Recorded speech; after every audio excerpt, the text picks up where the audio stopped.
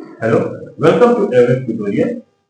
इस वीडियो में हम बात करेंगे MySQL database system, feature of MySQL और स्टार्टिंग MySQL, कैसे MySQL को हम स्टार्ट करेंगे। तो सबसे पहले हम बात करेंगे MySQL डेटाबेस सिस्टम के बारे में।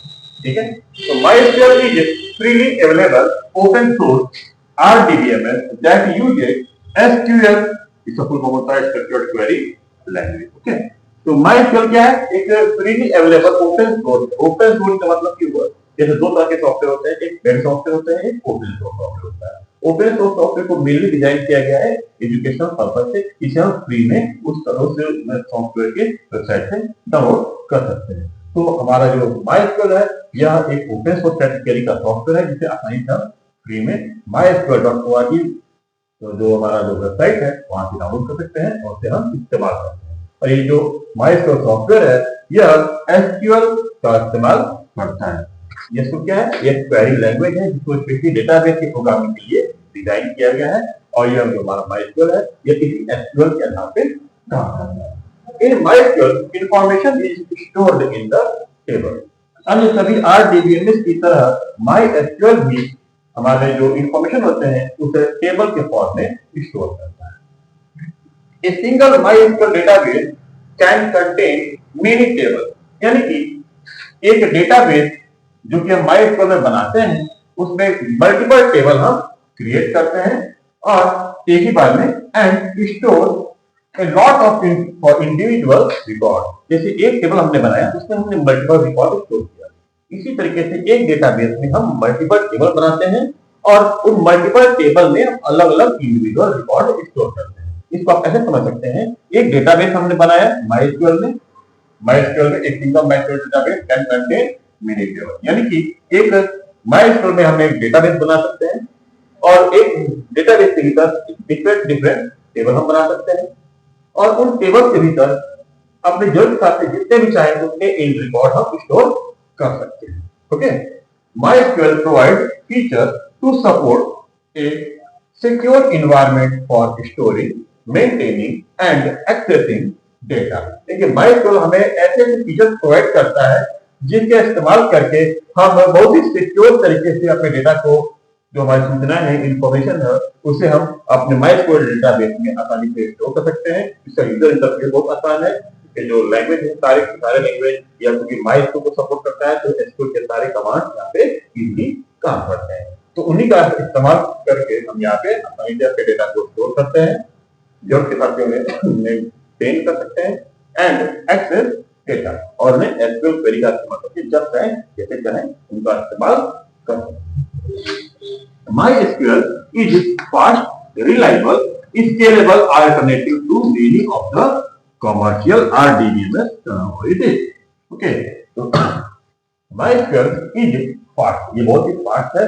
अन्य RDBMS सॉफ्टवेयर के ही जैसे पेड सॉफ्टवेयर जैसे हैं उनकी ही तरह यह भी बहुत फास्ट तरीके से काम करता है। रिलायबल यानी कि भरोसेमंद है, यह SQL के सारे सिस्टम को फॉलो करता है, यह रिलायबल है। स्केलेबल, अपने जरूरत के हिसाब से जितने चाहे उतने डेटा यहाँ पर स्टोर कर सकते हैं। यह स्केलेबल है, इसको हम बढ़ा सकते हैं जितने चाहे, इसकी क्षमता के अनुसार हम रिकॉर्ड को स्टोर कर सकते हैं। स्केल कर सकते हैं, डेटा को जितना चाहे आप स्टोर कर सकते हैं। It is an alternative to many of the commercial RDBMS। Commercial RDBMS का मतलब यहाँ हो गया पेड सॉफ्टवेयर। जितने हमारे पेड सॉफ्टवेयर हैं RDBMS के, ठीक तो वैसे ही यहाँ पर हमारे जो MySQL है यह उनका ही अल्टरनेटिव है। Okay, MySQL operate on client server architecture, यानी कि जो हमारा MySQL सॉफ्टवेयर है यह क्लाइंट सर्वर आर्किटेक्चर के ऊपर काम करता है, in which the server run on the machine containing the database and client connected to the server over a network. Means SQL is a multi-user database system where several users can access the database simultaneously. अब ये जो पूरी line है वो इसका मतलब ये है कि हमारा जो MySQL है यह एक क्लाइंट सर्वर आर्किटेक्चर के ऊपर काम करता है। क्लाइंट सर्वर आर्किटेक्चर मतलब होता है वह सिस्टम जहां पर एक कंप्यूटर होगा जिसे हम सर्वर मानते हैं, इट सुप्रीम बॉस, और उस सर्वर कंप्यूटर से ढेर सारे क्लाइंट कंप्यूटर यानी कि ढेर सारे कंप्यूटर कनेक्टेड होते हैं जिन्हें हम क्लाइंट कंप्यूटर कहते हैं। और ये सभी क्लाइंट कंप्यूटर सर्वर को रिक्वेस्ट भेजते हैं, सर्वर उस रिक्वेस्ट को रिसीव करता है और उनके अकॉर्डिंग रिस्पॉन्स जनरेट करता है। ओके, तो यहाँ पे देखते हैं तो server run on the machine. अब यहाँ पे जो माइस्क्रो सर्वर है ये एक मशीन पे हम इंस्टॉल कर देते हैं, जो मशीन पे ये रन करता है और वहीं पे यह डेटाबेस को ये हैंडल करता है। एंड क्लाइंट, जो कि क्लाइंट कंप्यूटर होते हैं, that connect to the server over a network, और जो अदर कंप्यूटर होते हैं जिन्हें हम क्लाइंट कंप्यूटर कहते हैं, ये लोग नेटवर्क के जरिए इस सर्वर कंप्यूटर से कनेक्टेड होते हैं। इसका मतलब यह हो गया कि MySQL जो है यह एक मल्टी यूजर डेटाबेस सिस्टम, यानी कि MySQL जो है एक समय में ढेर सारे क्लाइंट कंप्यूटर को रिक्वेस्ट ले सकता है और उन्हें रिस्पॉन्स दे सकता है। ये सिद्ध करता है ये क्या है, एक मल्टी यूजर है, क्योंकि मल्टीपल यूजर को एक साथ यह हैंडल कर सकता है। Okay, where several users can access the database simultaneously, एक ही समय पर multiple users can access that database at a time. Okay, अब ये सर्वर और क्लाइंट क्या होता है इसके बारे में बात करते हैं। Server, it listen for client request and access database content according to those requests and provide data to the client. Okay, server का कहना यह है कि जो सर्वर होता है यह क्लाइंट के रिक्वेस्ट को एक्सेप्ट करता है, accept and access the database content, और एक्सेप्ट करने के बाद कहना है कि क्लाइंट के रिक्वेस्ट को एक्सेप्ट करने के बाद यह उन डेटाबेस को एक्सेस करने की परमिशन देता है, ठीक है, उन क्लाइंट। ओके, अब क्लाइंट क्या होते हैं? Client are program that connect to the database server. अब क्लाइंट क्या होते हैं? वह प्रोग्राम होते हैं या वो एप्लीकेशन प्रोग्राम होते हैं या जो क्लाइंट ये रिक्वेस्ट जो हम भेजते हैं वह रिक्वेस्ट होते हैं जो कि हम सर्वर को भेजते हैं, that connect to the database server and issue query in a pre specified format. यानी कि जो क्लाइंट होते हैं वह एक प्रोग्राम होते हैं जो कि डेटाबेस सर्वर से कनेक्टेड होते हैं और एक क्वेरी के माध्यम से, कौन सी query? SQL query. SQL query के माध्यम से जो कि पहले से बने बनाए फॉर्मेट में डिजाइन पे हमने क्वेरी ऑलरेडी बना रखा हुआ है और ये क्वेरी हम कहाँ एग्जीक्यूट करते हैं? तो सर्वर को एग्जीक्यूट करते हैं और सर्वर उस रिक्वेस्ट को एक्सेप्ट करता है, लिसन करता है, सुनता है और उसी के अकॉर्डिंग वह रिस्पॉन्स हमें जनरेट करता है। ठीक है, तो क्लाइंट कंप्यूटर को, ठीक है, तो ये था हमारा सर्वर और क्लाइंट के बारे में। और डिटेल हम लोग जब बात करेंगे क्लाइंट सर्वर सेक्शन के बारे में तो वहां पे और हम लोग बात करेंगे। अब हम लोग बात करेंगे फीचर ऑफ MySQL। तो सबसे पहले शुरू करते हैं हम लोग speed. MySQL run very fast, क्योंकि अगर हमारे कंप्यूटर में जिस पे हम MySQL को रन करवा रहे हैं अगर हार्डवेयर कॉन्फ़िगरेशन ऑप्टिमल है तो हमारा जो MySQL सॉफ्टवेयर है ये बहुत अच्छी से बहुत फास्ट तरीके से यह वर्क करता है। दूसरा है हमारा इजी ऑफ यूज, यानी यह कमांड लाइन का इस्तेमाल है, क्योंकि हमारा जो MySQL सॉफ्टवेयर ये ओपन सोर्स है, यह कोई भी GUI पे वर्क नहीं करता है, यह पूरी तरीके से कैरेक्टर यूजर इंटरफेस के ऊपर वर्क करता है। और यहाँ पे हमें डॉस के ही जैसा कमांड प्रॉम्प्ट के ही जैसा यहाँ पे एक ब्लैक कलर का एक यूजर इंटरफेस मिलता है, जिसे जहां पर हम लोग अपने एसक्यूएल कमांड को लिखते हैं और लिख के जैसे ही एंटर करते हैं उसके अकॉर्डिंग हमें वहां पर रिजल्ट मिल जाता है। That's why it use the command line.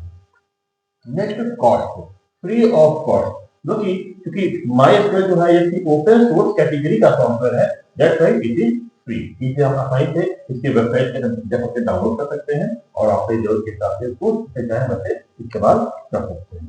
फिर बात करेंगे हम लोग क्वेरी लैंग्वेज सपोर्ट, क्योंकि RDBMS को सपोर्ट करता है और ये SQL के सभी फीचर्स को फॉलो करता है। SQL की स्ट्रक्चर्ड क्वेरी लैंग्वेज के सभी जो नॉर्म्स हैं उनको ये फॉलो करता है। फिर बात करते हैं हम लोग पोर्टेबिलिटी मतलब कि ये जो हमारा MySQL सॉफ्टवेयर है that is tested with various compiler at platform. इसे तमाम तरह के जो अलग अलग कंपाइलर हैं सॉफ्टवेयर है उनके जरिए इसको टेस्ट किया है गया है और इसे तमाम तरह के जो प्लेटफॉर्म है जैसे कि विंडोज, लिनक्स, मैकिंटोश, एंड्रॉइड और भी बहुत सारे जो भी है तो उन पर टेस्ट किया गया है और ये वहां पे सफलतापूर्वक यह काम करता है। तरह तरह के वेब एप्लीकेशन पे इसका इस्तेमाल किया जाता है। और अगला बात करेंगे हम लोग डेटा टाइप।